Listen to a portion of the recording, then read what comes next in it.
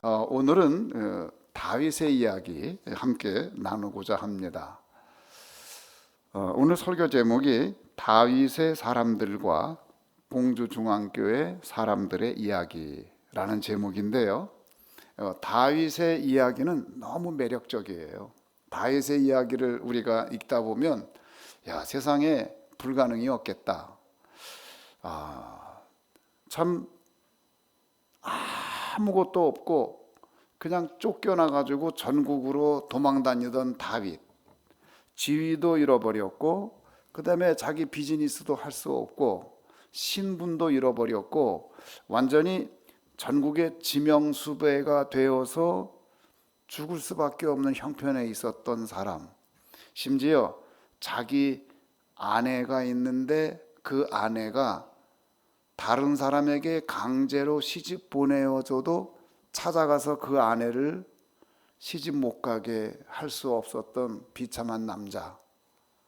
참 불쌍한 사람이지요. 그런데도 불구하고 그가 만들어낸 이야기는 참 놀라운 얘기예요. 하나님이 함께하지 않고서는 있을 수가 없었던 이야기. 그런데 그 다윗의 이야기는 다윗의 이야기로 끝나는 것이 아니라 다윗과 함께했던 사람들의 이야기로 발전하기 시작해요. 처음에는 자기 개인의 이야기였는데 이 이야기가 공동체적인 이야기로 발전하면서 이 사람들이 나라를 세우는 일꾼들이 됩니다. 참 놀라운 일이에요. 다윗이 도망다니다가 자기에게 조금이라도 도움을 준 사람은 사울 왕이 그대로 두지 않고 그 사람들을 죽여버려요. 그러니까 함부로 누구를 만날 수가 없어서 그때에 다른 나라로 망명을 갑니다. 망명을 가는데 적성국가로 망명을 갔어요. 우리나라로 말하면 이북으로 넘어간 거예요. 그게 있을 수 있는 일이에요. 블레셋으로 넘어갔어요. 그곳에 가서도 죽을 뻔했는데 미친 연기를 해가지고 수염에 침을 질질 흘리면서 미친 사람 흉내를 내가지고 저 미친 자를 왜 데려왔냐? 저자가 자기 장인어른한테 그렇게 쫓겨다니더니 급기야는 미쳤구나. 저 미친 사람 죽여야 뭐 좋은 게 있겠냐? 쫓아내라. 그래가지고 추방이 돼가지고 겨우 생명을 건져가지고 다시 이스라엘 땅으로 국경을 넘어서 들어오게 됩니다. 그런데 다시 고국에 들어왔는데 갈 데가 없어요. 갈 데가 없어가지고 이 이스라엘하고 블레셋 사이에 접경지대에 마을이 있는데 그 마을은 일종의 노맨스 랜드예요. 노맨스 랜드라는 것은 무슨 뜻이냐면 이스라엘 사람들도 살지 않고 블레셋 사람들도 살지 않는 땅. 왜? 국경에 위험하니까. 우리 비무장지대에 사람들 안 살잖아요. 거기 살면은 위험하잖아요. 아무도 안 사는 그 땅으로 숨어 들어가요. 왜요? 언제 잡혀 죽을지 모르니까. 그래서 그곳에 갔는데 거기가 어디냐면 아둘람 굴이 많이 있는 곳이에요. 이 아둘람이란 지역에는 굴이 많아요. 이스라엘의 그 지세를 보게 되면 강성 석회암과 연성 석회암으로 이루어져 있어요. 하드 라임스톤하고 소프트 라임스톤. 그래서 전부 석회암이기 때문에 석회암은 수성암입니다. 수성암이니까 물에 잘 녹아서 그런 이유 때문에 동굴이 많이 발전해 있어요. 그 어디 가나 동굴이 많은데 특별히 그 아둘람 지역에는 아주 동굴이 많아요. 그곳에 이제 숨어 사는데 다윗이 아둘람 동굴에 숨어 산다라는 소문이 여기저기 퍼지기 시작했어요. 그랬더니 전국에서 사람들이 다윗을 찾아와요. 그런데 어떤 사람이 찾아오냐? 멀쩡한 사람은 하나도 안 찾아와. 어떤 사람들이 찾아왔냐? 살다가 환난당한 사람. 그래서 이젠 내가 이 이스라엘에서 못 살겠다. 그런데 알고 봤더니 그 다윗이라는 사람이 아주 억울한데, 다윗이 억울한 건 이제 전 국민이 다 알아요. 그 억울한 다윗이 동굴 속에 숨어 산다고 그러는데 나도 내 인생에 억울한 일이 많은데 거기 가서 살아야 되겠다. 그 다음에 어떤 사람이 또 오냐면 빚을 졌는데 빚을 갚을 수 없는 사람. 그래서 빚쟁이들 때문에 쫓겨다닐 수밖에 없는 사람. 야, 내가 여기서 더 이상 살 수 없으니까 그 다윗이 아둘람에 산다고 그러는데 동굴 속에 숨어 산다고 그러더라. 나도 어차피 막장으로 가는 인생인데 거기 가서 살아야 되겠다. 그래가지고 그 다윗이 있는 곳으로 온 거예요. 그래서 마음에 원통한 것이 많은 사람, 환난당한 사람, 빚진 사람, 어중이 떠중이 뭐 제대로 된 사람은 없고 뭐 재산 있는 사람도 없고 재능 있는 사람도 별로 없고 그런 억울하고 그런 사람들만 다윗을 찾아와서 저 같이 살고 싶어요, 같이 살고 싶어요 그러는 거예요. 우리가 알기로 다윗 당신은 참 억울한 일이 많은데 우리도 억울한 일이 많은데 우리 억울한 일 많은 사람끼리 모여 삽시다. 이 땅이 얼마나 정직하지 못하고 공의가 제대로 서 있지 못하고 왕이 부패하고 타락해서 저렇게 압제를 하니 이 땅에서 살아가기 힘드니까 그런데 우리 여기서 살고 싶다고 같이 살게 해달라고 막 왔는데 그런 사람들이 한 400명이 모인 거예요. 그래서 다윗은 자기가 의도적으로 공동체를 만든 게 아니라 사람들이 모여가지고 공동체가 됐고 그리고 다윗을 지도자로 세워준 거예요.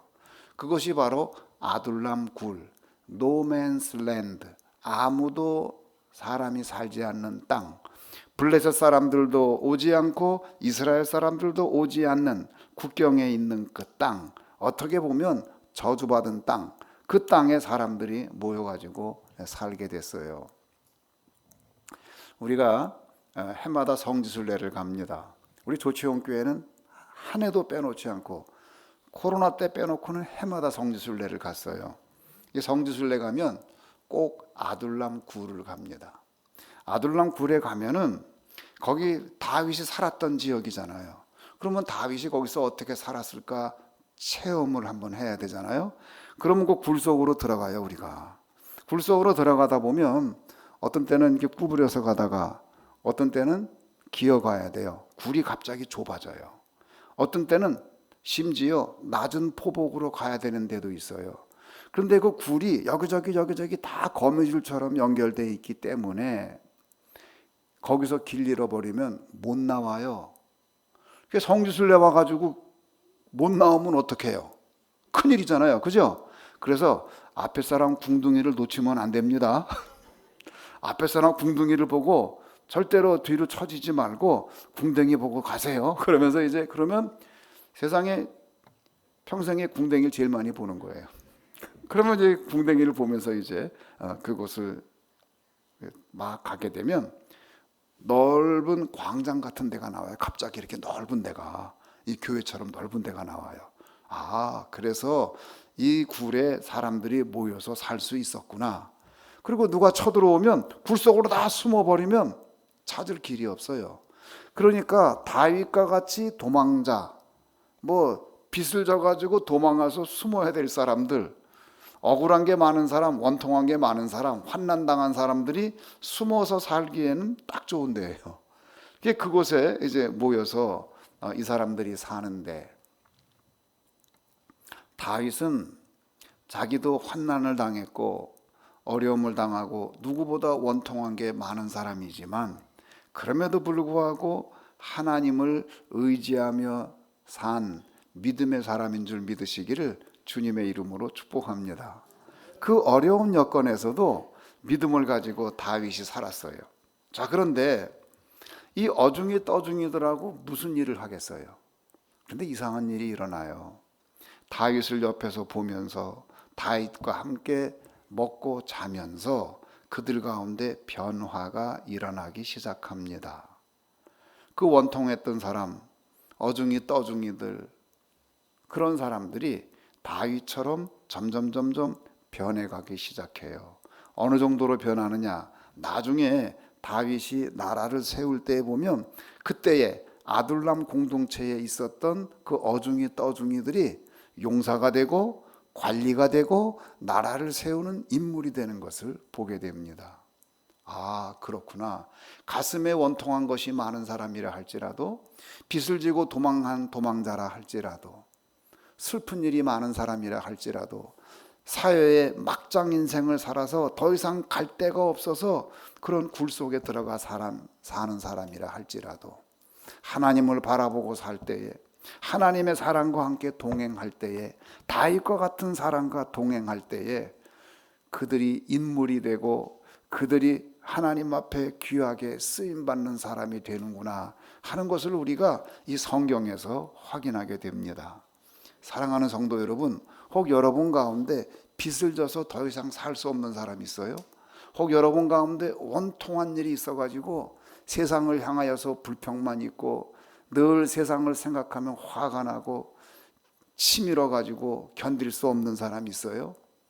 그렇다 할지라도 여러분의 그 큰 슬픔이 있다 할지라도 주님을 바라보면 여러분이 주님에게 크게 쓰임받고 나라를 세우는 용사가 될 수 있는 줄로 믿으시기를 주님의 이름으로 축복합니다. 그런데 그 중심에 누가 있냐? 다윗이라는 사람이 있어요. 한 사람이 하나님 앞에 올바로 설 때에 그 영향력이 얼마나 큰지 이루 말할 수가 없어요. 저는 너무 감사한 게 지금까지 살아오면서 제 주위에 많은 사람들이 인물이 됐어요. 참 이상하죠? 제가 달라스에서 공부할 때에 참 놀라워요. 같이 공부하던 친구들이 다 많은 사람들이 갑자기 교수가 되는 거예요. 저는 건국대학 교수로 부임했고, 또 한 사람은 탈버 신학교 빅터 리라고 이승열 교수, 지금은 됐어요. 그분은 탈버 신학교 신약학 교수로 부임을 했고, 그 다음에 정현 교수라고, 이 사람은 리버티 대학 교수로 부임했고, 그 정현 교수는 학생회 때 그 정현 교수가 중등부 회장을 하면 제 아내가 부회장을 했고, 또 정현 교수가 고등부 회장할 때 제 아내가 부회장을 했어요. 경기고등학교 나온 친구인데, 제가 달라스로 이제 신학교 유학을 갔는데 거기서 그 친구를 만난 거예요. 그게 얼마나 반가워요. 옛날 중고등부 때 회장 부회장이 만난 거예요. 그런데 그 친구가 이제 리버티 대학의 교수로 가게 됐고, 저는 건국대학 교수로 가고. 참 이상하죠? 저랑 같이 했던 사람들은 그렇게 다 잘 돼요. 또 저랑 같이 기도하고 같이 일하던 사람들은 너무너무 잘 되는 거예요. 조셉 챙은 또 LA의 교수로 가고. 너무 감사해요. 또 저랑 공부하던 친구는 또 UCLA 교수로 가고, 미국 친구는. 그래서 그쪽에 중군동에 그 디파트먼트 체어맨이 되고, 또 한 친구는 저기 히브리 유니온 신학교, 히브리 유니온 칼리지, 유대인 학교예요. 거기 또 교수로 가고, 또 한 친구는 토론토 대학의 교수로 가고, 저랑 다 친했던 친구들, 이스라엘에서 같이 기도했던 친구들, 같이 공부했던 친구들. 여러분 그거 아세요?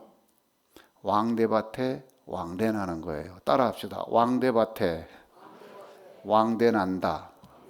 다윗이 왕대예요. 그러니까 그 주위에 있는 사람들이 주변인 같았고 사회에서 버림받은 사람 같았었는데, 왕대밭에 왕대난다고 다윗과 교제했던 사람들이 다 인물이 되고 정부를 조각하는 내각을 이루고 이 사람들이 천하의 용사가 된 것을 보게 됩니다. 이게 전염이 되는 거예요. 전염성이 있어요. 그래서 다윗이 나라를 세웠는데, 여러분 생각해 보세요. 그렇게 아름다운 나라, 건강한 나라, 다윗이 세운 나라가 이스라엘에서 다윗 때를 가장 사람들이 그리워해요. 우리가 세종대왕 때를 그리워하듯이, 세종대왕 때 우리나라가 좋았잖아요. 그때를 그리워하는 것처럼 이스라엘 사람들은 지금도 다윗 때를 제일 그리워해요.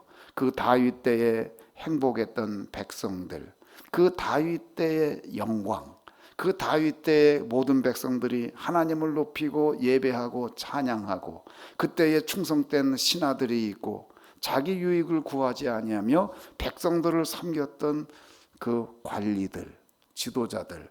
그래서 다윗 치세를 역사를 두고 가장 부러워해요. 그래서 그때가 이스라엘의 가장 영광스러운 때입니다. 그래서 이스라엘 사람들이 기도할 때에 우리에게 다윗과 같은 왕을 주시고 우리에게 다윗과 같은 때에 태평성대를 허락하여 주시옵소서. 늘 유대인들이 그렇게 기도하거든요. 그러면 다윗이 그런 훌륭한 그 왕가를 만들 때에, 이스라엘이라는 국가를 만들 때에 다윗 혼자 만들었을까요? 아니에요. 그건 불가능한 얘기예요. 어떻게 나라를 세우는데 자기 혼자 세워요. 그래서 여러분들이 꼭 알아야 될 것은 뭐냐면, 다윗의 이야기는 다윗의 이야기일 뿐 아니라 다윗과 함께 한 사람들의 이야기다. 그 사실을 알아야 돼요.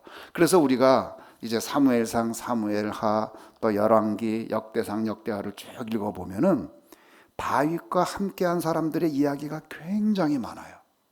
그 명단도 많고 그 사람들이 한 일도 많은데, 이상하게 목사님들이 다윗에 대한 설교는 많이 하는데 다윗과 함께한 사람들의 설교를 별로 안 하더라고요. 그래서 내가 성경을 보면서 야, 과연 다윗의 이야기는 다윗의 이야기일 뿐 아니라 다윗과 함께한 사람들의 이야기구나.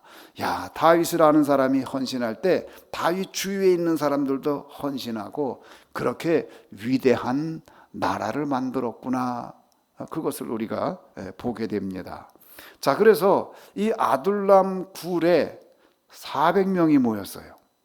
400명이 모여서 다윗과 함께 생활을 하는데 이 다 엉터리들이에요. 진짜 엉터리야. 그런 엉터리들하고 살 때에 다윗이 얼마나 힘들었을까? 얼마나 힘들었을까? 너무너무 힘들었을 거예요.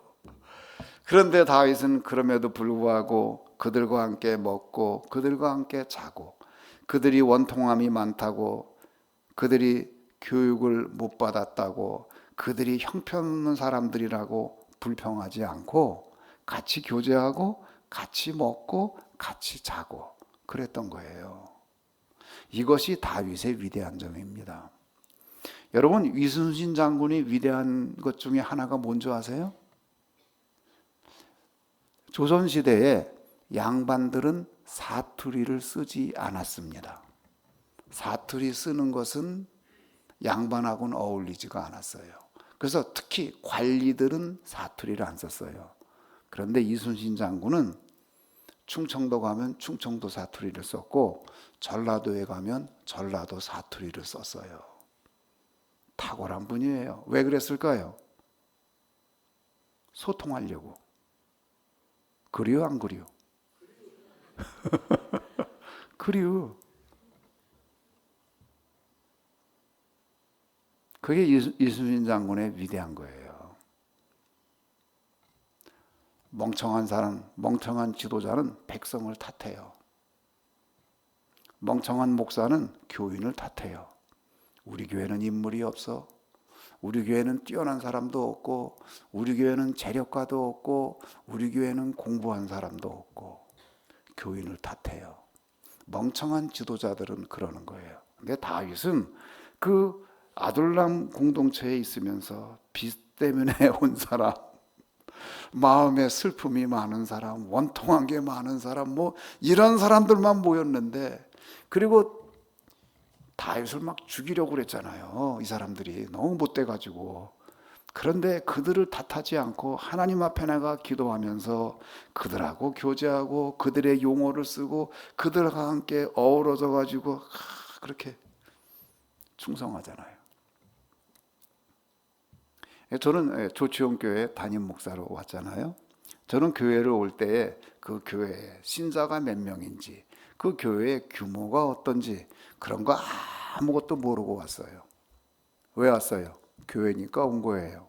자, 교회에 왔으면 저는 늘 어떻게 했느냐, 뭐 온누리교회 가서 설교하고, 장로교회 큰 교회 가서 설교하고, CBMC 가서 설교하면 뭐 4,500명이 있는 데 가서 설교하고, 뭐 그런 대단한 데 가서 설교를 하고 강의하고 그러던 사람인데, 조치원교회 왔을 때는 이제 뭐예요?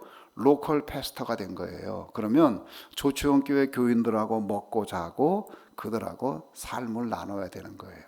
다른 거 다 끊어버리고 거기서 먹고 자고 그들이 내 친구고 그들이 내 식구예요.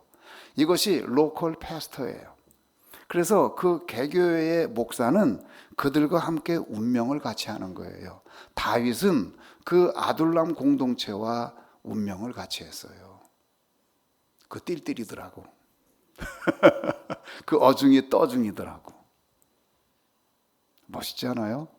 아, 우리에게 그런 지도자가 있으면 좋은데. 아, 우리에게 백성을 생각하는 지도자가 있으면 좋은데.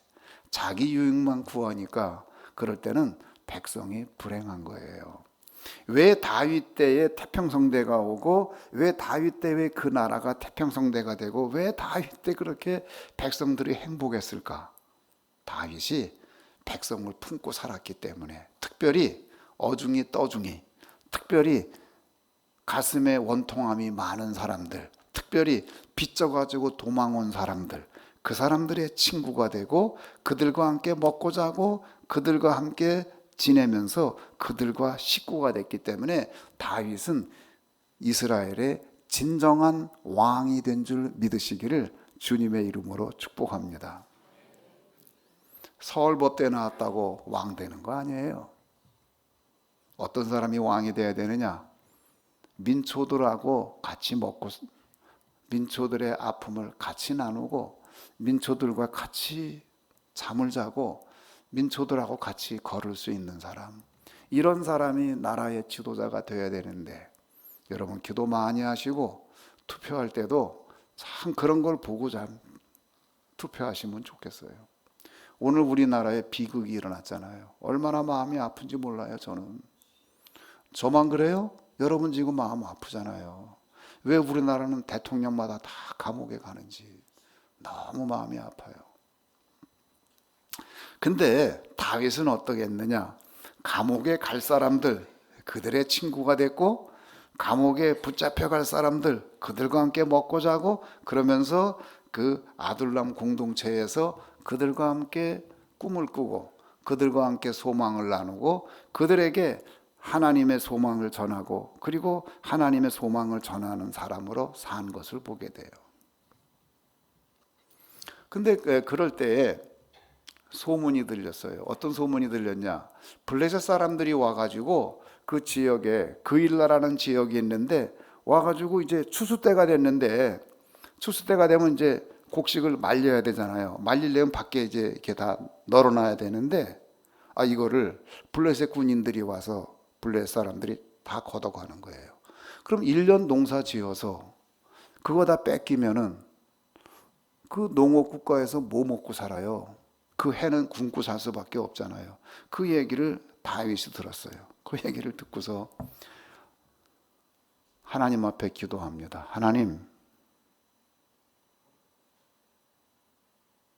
하나님, 제가 나가서 그 블레셋 군인들 쫓아낼까요? 하나님 좀 보내겠습니까? 그랬더니 하나님이, 그래, 네가 나가라. 그래서 이제 기도 응답을 받았어요. 항상 여러분 다윗에 관한 기사를 읽어보면 먼저 하나님 앞에 기도해야, 항상 무슨 일을 할 때. 그 기도 응답 받았으니까 이제 그 아둘람 공동체에 얘기합니다. 내가 하나님 앞에 기도했는데 하나님이 나가서 그 사람들 도우라 그런다. 이 블레셋 사람들 물리치자 그랬더니 다 난리가 난 거예요. 무슨 얘기입니까?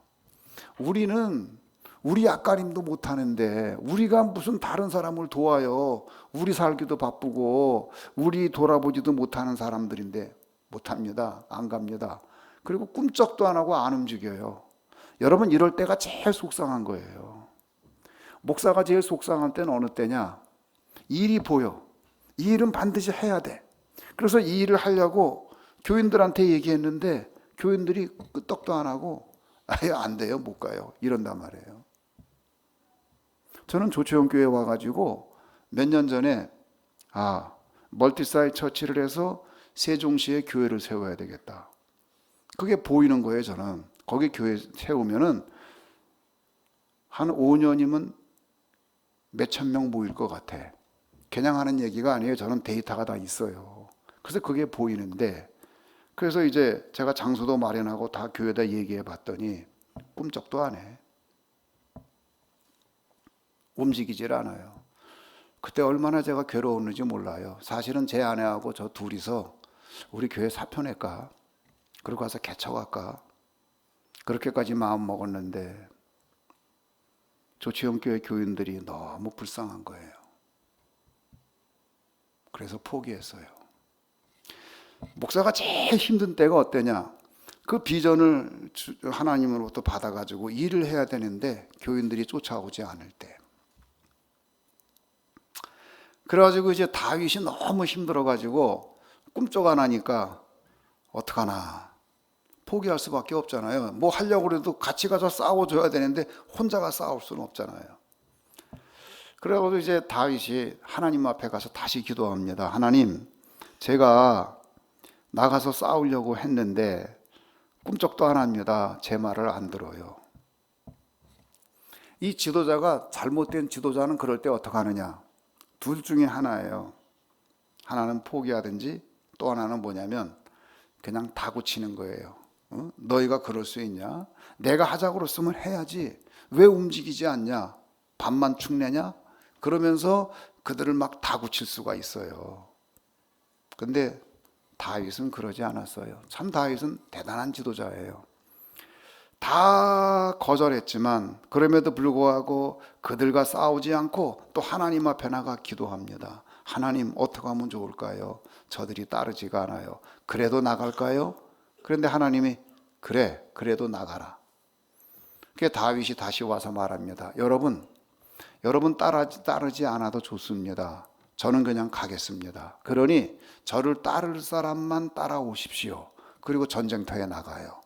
그랬더니 진짜 나가니까 어떻게 따라 나가는 거죠. 충청도 사람이 조금 그래. 내가 목회해 보니까. 그래도 양심은 있어갖고 조금 늦게 움직이지만 오른쪽으로 가더라고. 그래가지고 이제 나갔어요. 나가서 할렐루야, 전쟁에 승리했습니다. 그래가지고 이스라엘 백성을 도와줘가지고 블레셋 군대를 물리쳤어요. 할렐루야. 가슴에 원통한 게 많은 사람, 빚져서 도망 온 사람, 슬픔이 많은 이 사람들이, 이 실패자들이 인생 처음으로 승리를 맛본 거예요. 여러분 인생에서 한 번쯤 승리 맛보는 게 얼마나 중요한지 몰라요. 그 승리를 맛보고 나니까 그 다음부터는 다윗이 뭐 하자 그러면 따라오는 거예요. 그러면서 그 어중이 떠중이들이 서서히 용사가 되고 이 사람들이 싸움을 잘하는 용사로 점점 성장하게 됩니다. 그러는 중에 이제 나중에 이제 이 다윗이 근거지를 옮기게 돼요. 여기가 좀 좁기도 하고 그 다음에 블레셋에서 압력을 받아가지고 어디로 가냐면 저 밑에 브엘세바 더 밑으로 내려가가지고 거기 이제 사막이 있는데 시글락이라는 그 지역이 있어요. 거긴 비도 잘 안 오고 그러는 데인데 이스라엘도 관심이 없고 블레셋도 관심이 없는 그런 땅이에요. 그 땅에 가서 너 그럼 거기 살아라 그래가지고 그리로 내려가게 됩니다. 그런데 이제 블레셋에서는 왜 글로 가라 그랬냐면 그 블레셋의 그 왕이 그렇게 한 이유가 있어요. 왜? 거기에 있으면은 그 아말렉 족속이 블레셋 쪽으로 쳐들어올 때에 여기서 완충작용을 할 수 있거든요.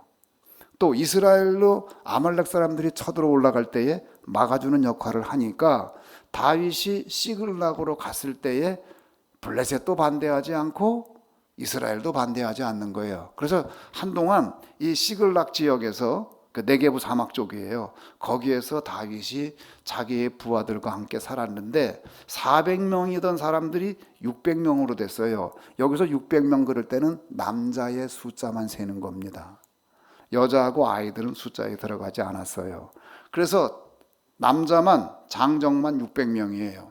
그 600명이 이제 시글락 지역에 이제 살고 그곳에서 근거지를 삼으면서 살게 됐는데 하루는 다윗이 자기 부하들을 데리고 나갔어요.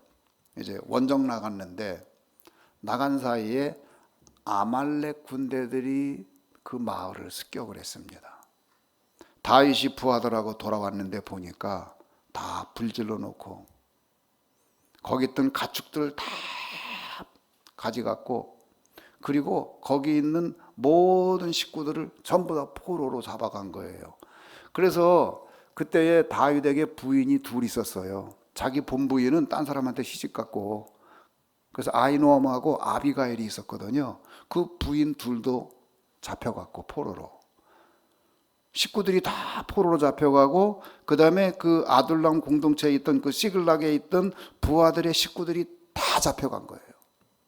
그랬더니 그냥 졸지에 이 사람들이 폭도로 변해가지고 다윗을 죽이려고 그래요.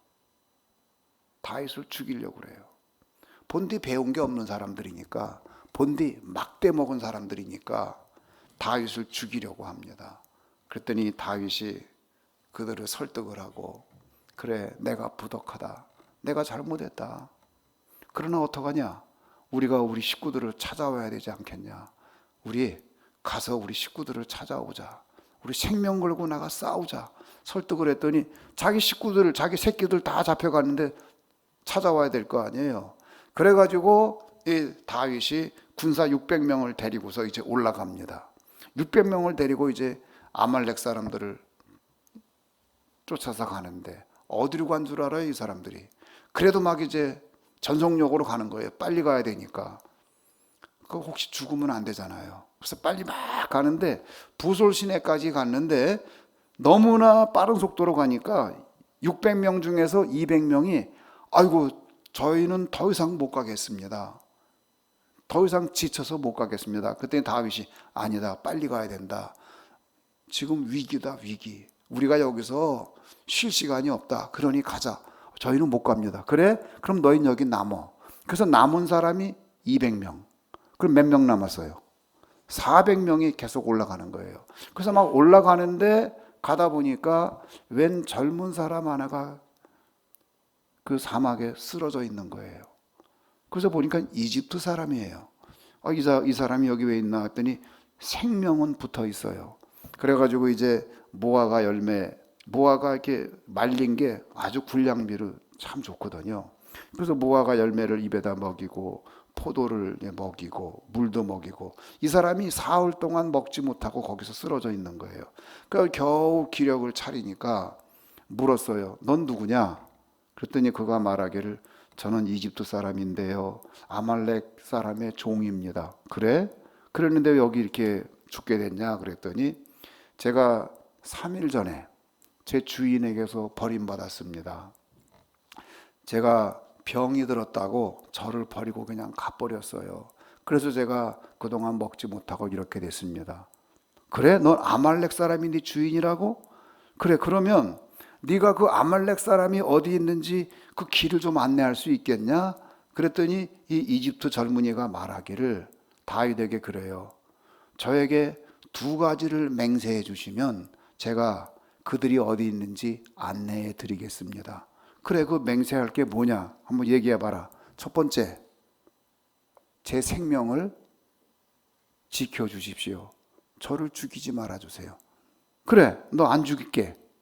안 죽일게. 2번째, 뭐냐? 저를 제 주인에게 다시 돌려보내지 마세요. 그러면 저 죽습니다. 그래?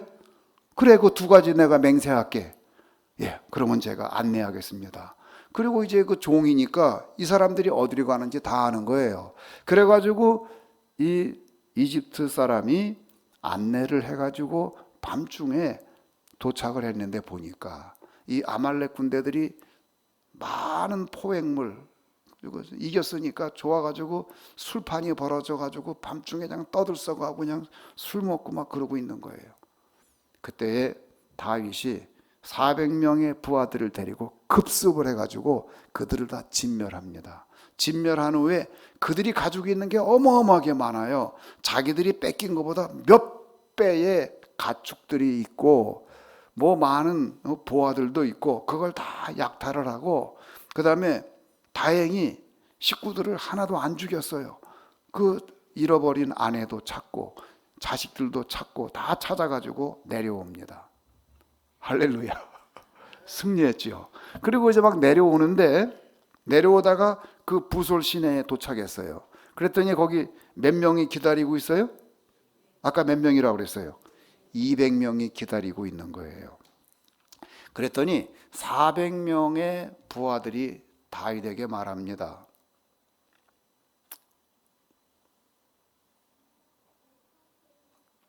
우리가 생명을 걸고 싸워서 이 전리품을 얻지 않았습니까? 이 전리품을 이 사람들에게는 나눠주면 안 됩니다. 이 사람들은 전쟁에 참여하지 않았습니다. 그러니 이 사람들에게는 가족만 돌려주고 전리품은 주면 안 됩니다. 이렇게 다윗에게 말하는 거예요. 그냥 자기 욕심대로 말하는 거죠. 그랬더니 다윗이 아니다. 너희가 잘해서 전쟁에 이긴 줄 아냐? 하나님이 우리에게 승리를 주셨는데 중간에 머물러서 있던 사람이나 나가 싸운 사람이나 전리품을 동일하게 나눌 것이니라. 그래가지고 전리품을 동일하게 나누어서 그때로부터 그것이 이스라엘의 규례가 되었더라 하고 성경에 기록되어 있어요. 그래서 전리품을 다 나눠준 다음에 워낙 전리품이 많아서 그것 가지고도 또 남아서 그 남은 것을 그 유다 지방에 있는 장로들에게, 장로들은 무슨 얘기냐면 그 지역의 지도자들이에요. 그 지도자들에게도 전리품을 보냈더라. 성경에 그렇게 기록되어 있습니다. 제가 성경 얘기 그대로 지금 한 거예요. 자, 그러면 여기서 우리가 알 수 있는 것은 뭐냐? 따라합시다. 다윗에게는 전리품이 있다. 다윗 인생에 아주 특징이 있어요. 그게 뭐냐면 다윗에게는 항상 전리품이 있었어요. 다윗이 골리앗과 싸울 때에 전리품이 있었어요. 골리앗이 썼던 무기, 그게 전리품으로 그 하나님의 집에 보관이 돼 있었잖아요. 다윗에게 늘 전리품이 있어요. 그런데 또 특징이 뭐냐면 다윗은 전리품을 자기가 갖지 않았어요. 늘 전리품을 함께 나누었어요. 이것이 사울하고 크게 다른 거예요. 사울은 어떤 사람이냐? 약탈자예요. 전쟁에 나가서 전리품을 얻으면 좋은 건 다 자기가 소유했어요. 나누는 거 없어요. 자기가 혼자 가진 거예요. 그것 때문에 왕에서 떨어진 거잖아요. 그 얘기하면 또 한참 걸리니까 사무엘하고 만난 얘기 있잖아요. 그 얘기는 생략할게요. 그래가지고 사울은 어떤 사람이냐? 사울은 약탈자예요. 자기밖에 모르는 사람이야. 그는 인물도 뛰어나고 키도 크고 용사인데 그가 망하게 된 근본적인 원인이 뭐냐? 그는 전리품이 없어요. 그는 약탈품만 있어요. 뭘 좀 얻으면은 자기만 위해서 자기 뱃속만 채웠지 나눌 줄을 몰라. 근데 다윗은 어땠냐? 항상 전리품을 나눈 것을 볼 수 있어요. 그러니까 사람들의 마음을 얻을까요? 못 얻을까요? 마음을 얻죠. 그러니까 다윗과 함께 했던 사람들은 어떤 생각이 드냐면 그 부솔 시냇가에서 더 이상 가지 못했던 사람들도 야, 다윗은 우리를 차별하지 않는구나. 우리가 전쟁에 못 가서 미안한 마음이 있는데 그럼에도 불구하고 우리를 똑같이 대우해 주는구나. 그러면 이 사람들이 다윗에게 충성을 할까요? 안 할까요? 충성하죠. 근데 우리가 성경에 보면은 다윗의 용사들이 굉장히 많아요. 우리 사무엘하 23장 한번 보겠어요. 8절. 23장 8절을 같이 한번 읽겠어요. 다 같이 시작. 다윗의 용사들의 이름은 이러하니라. 다구몬 사람 요셉 밧세벳이라고도 하고 에센 사람 아드노라고도 하는 자는 군 지휘관의 두목이라. 그가 단번에 800명을 쳐 죽였더라. 단번에 몇 명을 죽였다고요? 800명. 단번에 800명을 죽인 사람이면 용사 중에 용사예요. 그 사람 이름이 요셉 밧세벳. 다윗에게 이런 용사가 있어요. 그 다음에 보면 9절에 보면 엘르아살이라는 용사가 나오고 11절에 보면 삼마라는 용사가 나오는데 그 용사들에 대한 기록이 쭉 나와요. 다윗에겐 그렇게 용사가 많아요. 나중에 보면 다윗과 같은 용사들이 다윗 주위에 기라성같이 서 있는 것을 보게 되는 거예요.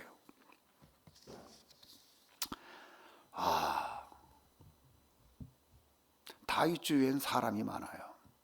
그런데 사울 왕 주위에는 사람이 없어요. 왜? 그 사람은 약탈자니까 누가 사울에게 충성을 하겠어요. 근데 다윗은 전리품을 나눠주는 사람이니까 주위에 사람들이 많이 세워져요. 아주 바보 같은 사람도, 별 볼 일 없는 사람도 다윗을 바라보다가 하나님을 의지하고 용사로 바뀌는 것을 우리는 보게 됩니다. 저는 우리 공주중앙교회 우리 정병훈 목사님이 다윗과 같은 인물 되고 여러분이 다윗과 함께한 용사들이 되기를 주님의 이름으로 축복합니다. 그래서 다윗의 이야기가 다윗의 이야기일 뿐 아니라 다윗과 함께한 사람의 이야기인 것처럼 우리 공주중앙교회 이야기가 정병훈 목사님의 이야기일 뿐 아니라 정병훈 목사님과 함께한 사람들의 이야기가 되기를 주님의 이름으로 축복합니다. 그래서 교회를 빌드업하고 교회를 세워나가고 교회를 건강하게 세워나가는 놀라운 역사가 있기를 바랍니다. 그런데 말이죠, 이게 다윗의 용사들에 관한 기록을 보면 또 재미있는 얘기가 있어요. 그게 뭐냐면 다윗이 누구를 죽여서 제일 유명해졌어요? 골리앗을 죽여서 유명해졌잖아요. 그런데 블레셋에 그러한 거인족이 골리앗 말고도 그런 용사가 4사람이나 더 있었어요. 그 4사람의 거인족을 죽인 용사들의 이야기가 성경에 등장을 합니다. 그래서 이제 우리가 사무엘 하 21장 16절 한번 보겠어요. 우리 같이 읽겠어요. 시작. 거인족의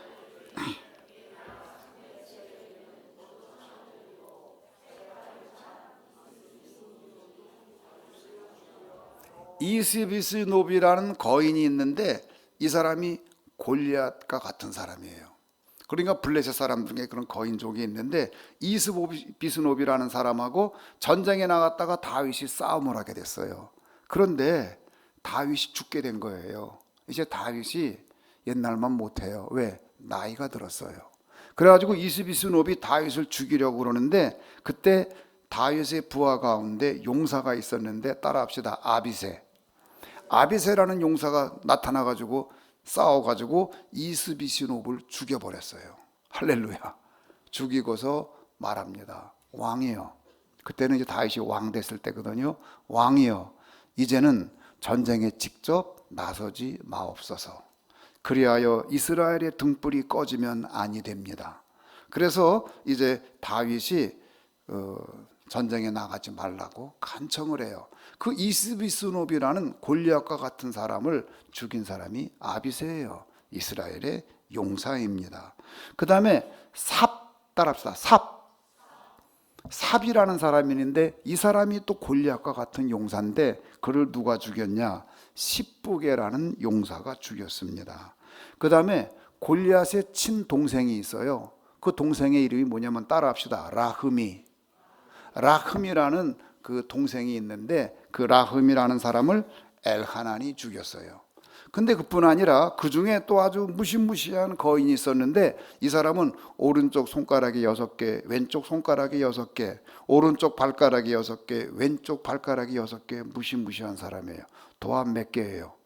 24개의 손가락, 발가락을 가지고 있는데 이 사람이 골리앗과 같이 무서운 사람인데 이 친구가 나와서 소리를 지르면 이스라엘 군인들이 다 도망가는 거예요. 육손이 육발이 앞에서 다 도망가는 거예요.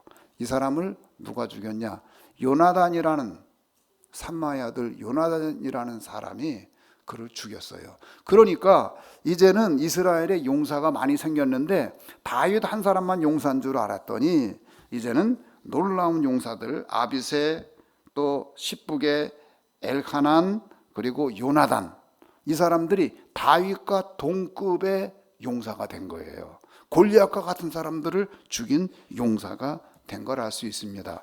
따라합시다. 왕대밭에 왕대난다.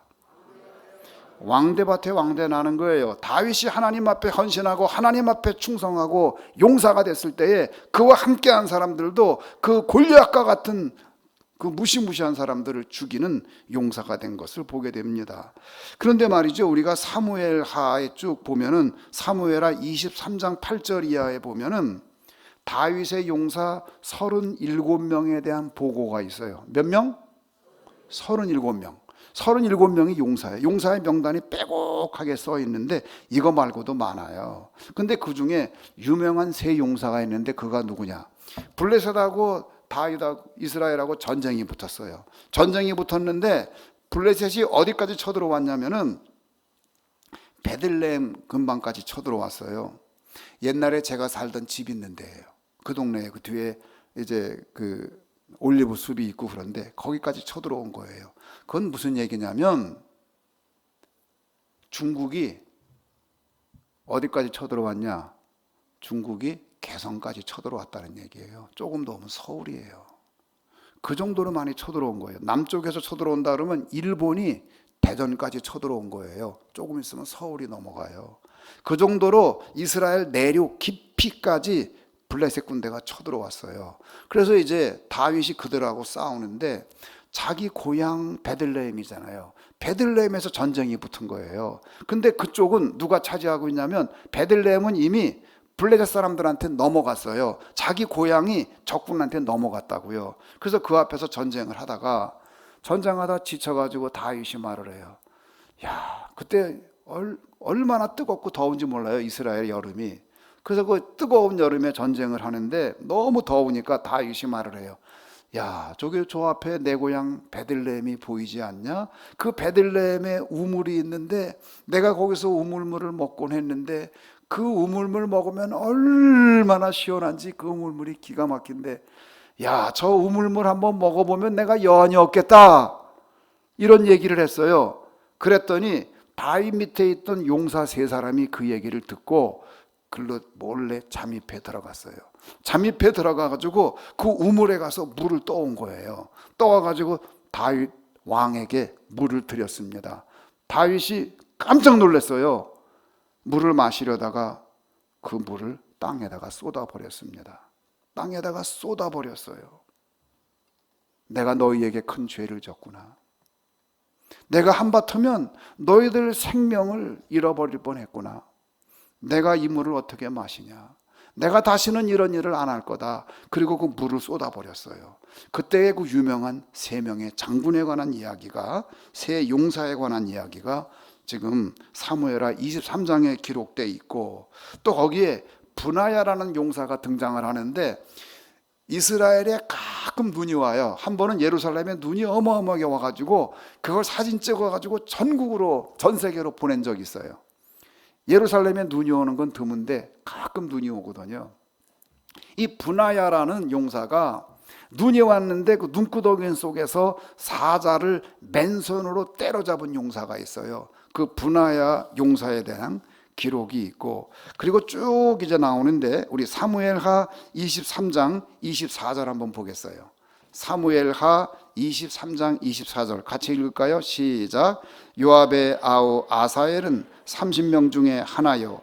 또 베들레헴 도도의 아들 엘하난과 25절 하롯 사람 삼훗과 하롯 사람 엘리가와, 그 이름이 쭉 나오는 거예요. 37명의 명단이 쭉 나와요. 근데 이 명단을 잘 살펴보면 놀라운 일이 있어요. 그 마지막 절 39절 볼까요? 39절 같이 읽겠어요. 시작. 햇사람 우리야라. 그러면서 명단이 끝나요. 이상 총수가 37명이었더라. 그 마지막에 누가 지금 등장했어요? 햇사람 우리야. 야, 놀라워요. 이 우리야는 사실 다윗에겐 껄끄러운 인물이에요. 그렇잖아요? 다윗 때문에 죽은 사람이에요. 근데 다윗의 용사 가운데 우리아의 이름이 있단 말이에요. 다윗이 그 이름을 빼지 않았어요. 자기의 흑 역사이지만, 자기가 드러내고 싶은 이야기가 아니고 숨기고 싶은 이야기이지만, 그 용사의 이름 가운데 마지막에 햇사람 우리아가 들어있는 것을 보게 됩니다. 우리아가 용사였어요. 여러분, 하나님은 정의의 하나님이기 때문에 우리아를 잃어버리지 않고 용사의 명단에 집어넣은 줄 믿으시기를 주님의 이름으로 축복합니다. 놀라워요. 자, 여기 37명의 용사 이야기 나오는데 저는 우리 공주중앙교회 우리 성도들 가운데 아무개 장로, 아무개 권사, 아무개 집사가 용사의 이름으로 하늘나라 명단에 기록되기를 주님의 이름으로 축복합니다. 그래서 그럴 때에 공주중앙교회에 놀라운 부흥이 있는 거예요. 그런데 이 명단을 잘 살펴보면 이상한 게 하나 있어요. 저는 이 명단을 보면서 참 이상하다. 어떻게 이럴 수가 있지? 이럴 수는 없는데 그게 뭐냐? 그 수많은 용사들 가운데 꼭 있어야 될 이름이 없어요. 그가 누구냐? 우리 따라 합시다. 요압. 요압. 요압은 뭐냐면 아브가 이제 아버지잖아요. 요가 하나님이에요. 하나님은 아버지입니다. 그런 뜻이에요. 참 이름이 좋죠. 요압. 그 요압 총사령관의 이름이 없어요. 아니 그 나라의 군대의 최고의 수반인데 총사령관의 이름이 이 용사의 이름이 없어요. 요압은 전쟁에 뛰어난 사람이고 그리고 요압이 요르단 오늘날의 요르단 지역인 암만 있죠. 그곳에 가서 전쟁을 할 때에 전쟁을 다 평정해 놓고 왕을 초청하잖아요. 그래서 그 공을 누구에게 돌려요? 다윗 왕에게 돌리잖아요. 요압의 이야기를 빼어놓으면 다윗의 이야기를 할 수가 없어요. 요압이 다윗에게 참 귀한 일을 많이 했어요. 그래서 다윗이 왕이 되는데 결정적인 역할을 한 사람이 요압입니다. 반면에 요압은 어땠느냐? 다윗에게 너무 아픔을 많이 준 사람이 요압이에요. 요압의 손에는 항상 피가 있었어요. 그거 다 얘기하면 너무 재미있는데 지금 시간이 자꾸 가서 그 얘기 다 못하겠어요. 아브넬을 죽인 얘기, 총사령관을 죽인 얘기, 결정적으로 다윗의 아들을 죽였잖아요. 누구? 압살롬 죽인 얘기. 다윗은 참 압살롬 때문에 너무 아프고 아팠지만 그래도 아들이기 때문에 죽이지 말라고 명령했어요. 죽지 않기를 바랬어요. 그래서 절대로 죽이지는 말아라 그랬는데 그렇게 명령을 했음에도 불구하고 요압이 그 아들을 죽였잖아요. 마지막 결정적인 것은 뭐냐? 마지막에 반란을 일으켰어요. 그 요압이 참 다윗과 함께 일을 그렇게 많이 했고 이스라엘 역사에서 빼놓을 수 없는 용사 중에 용사인데 여기 명단에 요압의 이름이 빠진 것은 참 왜 그랬을까? 죽도록 충성하고도 이름이 빠진 요압. 억울하게 용사의 목록에서 이름이 빠진 사람. 반면에 억울하게 죽었는데도 불구하고 그 이름이 기록된 우리야. 요압과 우리야는 크게 대조되는 인물인 것을 알 수 있습니다. 사랑하는 공주중앙교회 성도 여러분, 여러분은 여러분의 이름이 공주중앙교회에서 어떻게 기록되기를 원합니까? 요압처럼 안 되면 좋겠어요. 차라리 억울해도 우리야가 낫지. 왜요? 결국은 우리의 모든 심판은 하늘나라에서 있는 거예요. 하늘나라에서 결정되는 거예요.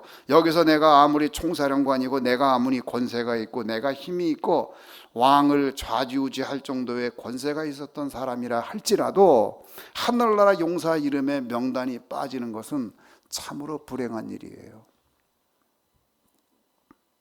사랑하는 성도 여러분, 다윗의 이야기는 다윗의 이야기일 뿐 아니라 다윗과 함께한 사람들의 이야기이고 다윗과 함께한 사람들 그 용사의 이름이 성경에 이곳저곳에 또 관리 이름도 많아요. 그거 리스트 다 보면 여러분 오늘 밤새도록 제가 해도 못해 이거다. 그래서 다윗과 함께한 사람들의 이야기가 너무나 많은데 반면에 사울과 함께한 사람의 이야기는 없어요. 왜요? 사울에게 충성한 사람도 없고 사울과 함께한 사람들이 없어요. 왜? 사울은 이기적인 인간이었거든. 키도 크고 힘도 있고 그랬지만 그는 이기적이었어요. 이기적인 사람은 역사를 만들어내지 못합니다. 이기적인 사람은 인물을 만들어내지 못해요. 다윗은 이타적인 인물이었어요. 다윗은 하나님께만 영광을 돌린 인물이었어요. 그랬더니 그것을 보고 그 옆에 있는 사람들도 마음이 원통한 사람, 빚져서 온 사람, 뭐 어중이 떠중이 다 왔지만 그들이 용사가 되고 용사가 돼서 이스라엘의 역사를 이루어낸 줄 믿으시기를 주님의 이름으로 축복합니다. 그렇다 그러면 누가 용사가 되느냐? 돈이 많은 사람? 아니었어요. 지위가 있는 사람? 아니었어요. 출중한 사람? 아니었어요. 누가 용사가 됐느냐? 어중이 떠중이가 용사가 됐고, 그리고 빚진 사람이 용사가 됐고, 원통한 게 많은 사람이 용사가 됐고, 환난당한 사람이 용사가 됐어요. 그렇다 그러면 용사가 되는 조건은 무엇이냐? 하나님을 향한 믿음인 줄 믿으시기를 주님의 이름으로 축복합니다. 그게 하나님이 하시는 일이에요. 그래서 여러분이 생각할 때 내가 어떻게 용사가 돼? 나는 공주중앙교회 용사가 될 수 없어. 아니에요. 그 빚진 사람도 용사가 됐는데, 아니에요. 그 마음에 원통한 게 많은 사람도 용사가 됐는데, 그 어중이 떠중이도 용사가 됐는데 나라고 왜 못하겠어요? 여러분은 다 용사가 될 자격이 있는 분입니다. 어떻게 하면 용사가 돼요? 주님 앞에 헌신하고 전리품을 나누고 나를 주장하지 않고 이타적으로 살면서 교회를 위해서 헌신하고 주님을 위해서 헌신하면 그 사람이 용사가 되는 줄 믿으시기를 주님의 이름으로 축복합니다. 여러분 사무총회 마쳤죠? 사무총회 보면 뒤에 명단이 쭉 있죠.